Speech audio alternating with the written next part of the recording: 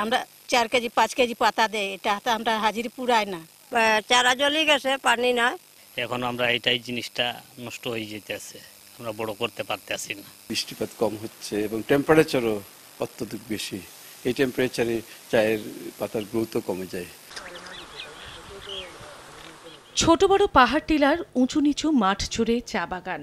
এসব বাগানে স্বাভাবিক উৎপাদনের জন্য প্রয়োজনীয় বৃষ্টির পাশাপাশি তাপমাত্রার প্রয়োজন 24 থেকে 25 ডিগ্রি সেলসিয়াস। অথচ মৌলভীবাজারে গত 1.5 মাসের বেশি সময় ধরে 36 থেকে 37 ডিগ্রি সেলসিয়াসের বেশি তাপমাত্রা ওঠানামা করছে। মাঝে কয়েকদিন বৃষ্টি হলেও তা অপ্রতুল। এ কারণে উৎপাদনের ভরা মৌসুমেও নেই কাঙ্ক্ষিত পাতার দেখা।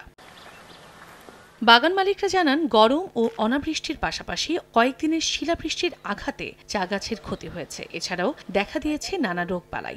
এ কারণে বাগানে মিলছে না কাঙ্ক্ষিত পরিমাণ পাতা। 2-1টি ছাড়া বন্ধ বেশিরভাগ চা প্রক্রিয়াজাতকরণ কারখানা। অতি গরমের কারণে হেলোপেলটিস, মশা এবং রেড স্পাইডার প্রচুর আক্রমণ করতেছে, যার কারণে উৎপাদন হচ্ছে না। এত টেম্পারেচার থাকার কারণে চা বাগান কিন্তু গ্রোথ কমে গেছে। শিলাবৃষ্টিতেও কিন্তু চা গাছ এগুলা সেকশনগুলা খুবই ক্ষতিগ্রস্ত হয়েছে, যেগুলা রেশ কাটাতে হয়তো আমাদের মাসখানেক আরো লাগবে। নগদে 500 টাকা বা তার বেশি পেমেন্টে পেতে পারেন ঢাকায় জমিসহ 20 কোটি টাকার পুরস্কার।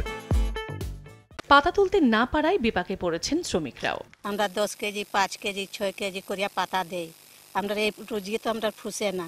লাল বেমারি খাইছে, পোকা ধরছে, এখন আমরা সাফ করলে তো পাটি হইব।